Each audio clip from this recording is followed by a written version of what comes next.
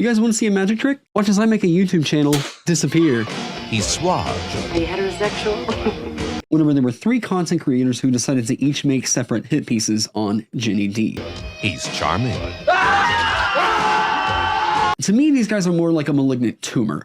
He's different. Well, he eats people. I guess that could be interpreted as personality quirk. So before we reach stage 4, let's talk about who these personalities are. He's Bud the Chud, a half-dead, decomposing humanoid. But I will tell you the other 2, Grim Jim and Diversity and Dragons, boy, we've got some real pieces of work here. I had a late night, and it's a rare day off, so the last thing I wanted to do this morning was to do a video reply to some douchebag. But here we all are. And what's set this off? A rather reasonable, I thought, and well laid out video where I set out my stall and my arguments, and in which I welcomed Ginny D's slight shift of position, which I also defended on a live stream last night, so go off, I guess. Now, the thing that they were pissed off with Ginny D about is her advocacy for safety tools, and Diversity and Dragons kind of went on this rant about how she's actually a bigot against white men or something like that. I'm not much of a fan of going through and cherry picking. You know, you can make anyone look bad that way, but you know, you look at what she said, she kind of is.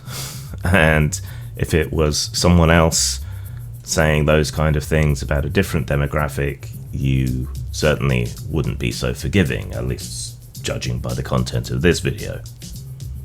The Diversity and Dragons dude is one of those Sargon of Akkad or the quartering types where he just tries to appeal to a lot of Gamergate types who are all pissed off that suddenly there's a bunch of progressive ideals happening in their games.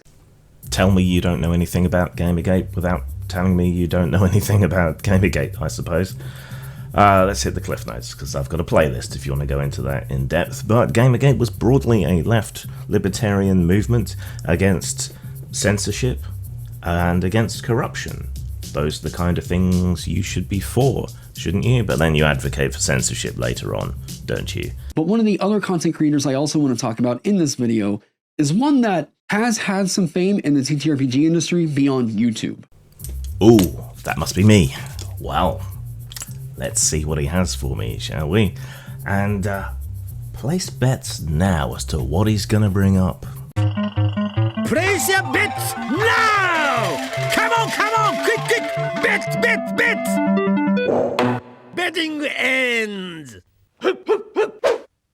Probably most ironically of these 3 people to make a hit piece on Ginny D this week was Grim Jim.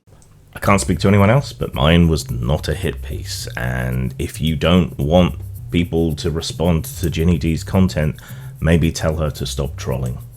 So let me start this out by saying that Grim Jim has, to say a checkered past in the TTRPG industry, is putting it so goddamn lightly. Do I though? Do I really?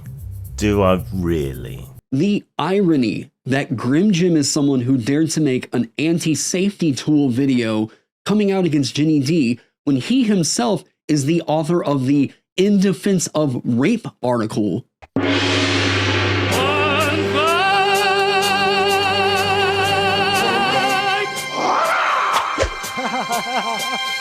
Yep, that's right. Grim Jim is the author of an article in which he tries to justify the use of sexual assault in TTRPGs. Yep, that's right. He has to go all the way back to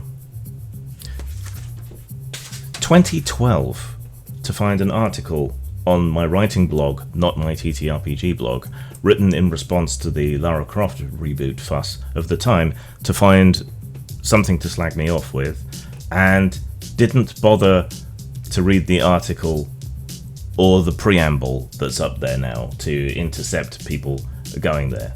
I think one thing that upset you in 10 years doesn't seem like such a bad record, does it? And going through people's stuff to find things to show them up, isn't that what Diversity and Dragons did, and something you disapproved of, you massive penis? Isn't that rather unethical behaviour? Oh, is it? I'm afraid I'm a bit out of touch. I mean, to get to the article now, you have to click through a link and I put some text up that contextualizes the whole thing. Let's check in with Past Grim and see what I had to say. Tired of people linking to this article, or more specifically this article's title, without paying attention to the content. To remove any ambiguity whatsoever, the point of the article was simply this: no topic should be off limits, nothing should be exempt from being story fodder, whether rape, murder, torture, mutilation, cannibalism, racism, or any other nasty thing anyone can think of. Artists must be free to explore without being censored, controlled, or limited. The mere existence of something nasty in a story, game, or piece of art is not sufficient reason for the art or the artist to be pilloried, nor should we only allow people we consider, subjectively, skilled or politically acceptable to tackle difficult subjects. TLDR, censorship is bad. Offence, upset, or discomfort isn't a good enough reason to prevent something being made. If you still object to that, stated as plainly and simply as that, we're going to have a problem. Thanks, Past Grim. De nada. Like, look, my dude, I have been critical on the use of safety tools. I think it's fair to say that at a session 0, we just ask people like, hey, what are we cool with? I want to communicate with people and just be like, this is a theme I'm thinking about bringing up. What do you guys think? That open line of communication is just how adults fucking talk. Yes, adults fucking talk. Adults don't abruptly disrupt the game by holding up a card or fill out cheat sheets of how to psychologically scar them before a game and hand them to a complete stranger. We talk, so we don't need these safety tools. They're not for anyone. They are a hollow gesture. They are, I hate to use the term, but they're a virtue signal. Jew Genta 200 superchromatic pedo-sensitive sunglasses to help you develop a relaxed attitude to danger. At the first hint of trouble, they turn totally black and thus prevent you from seeing anything that might alarm you. The fact that this is you all's weird-ass hill you want to die on, to where, I don't know if you all coordinated this, but it's really, really weird that this was the thing that you all decided this is going to be our Jenny D takedown video. Again, I can't speak to anyone else, but I was not setting out to make a takedown video. I loathe censorship. Safety tools are a censorship tool, right? It might be on a lower level interpersonal basis, but it's still a problem.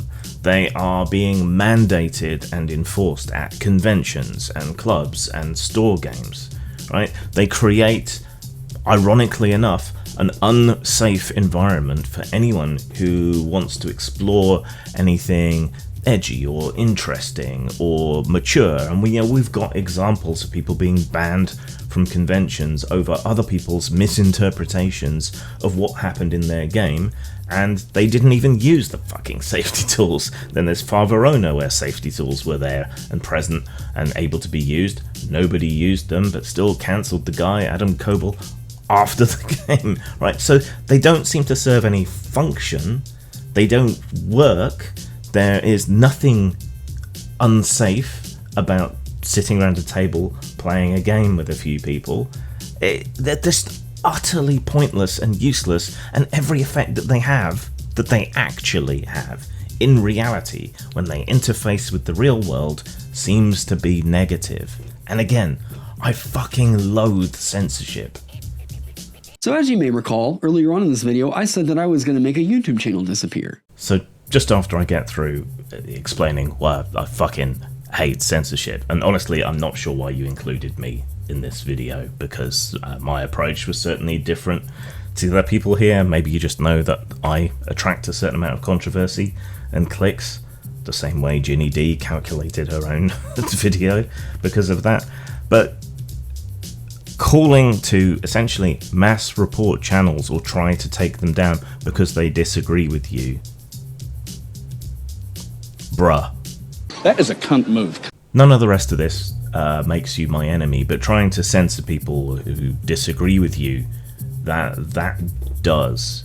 And being a giant fucking hypocrite also does. You know, you upbraid people for taking things out of context to make Ginny D seem like she's a little bit racist and sexist, but here you'll happily strip people's comments out of their context and essentially create what is a stochastic terrorist call to arms to your viewers to go and try and take down a channel.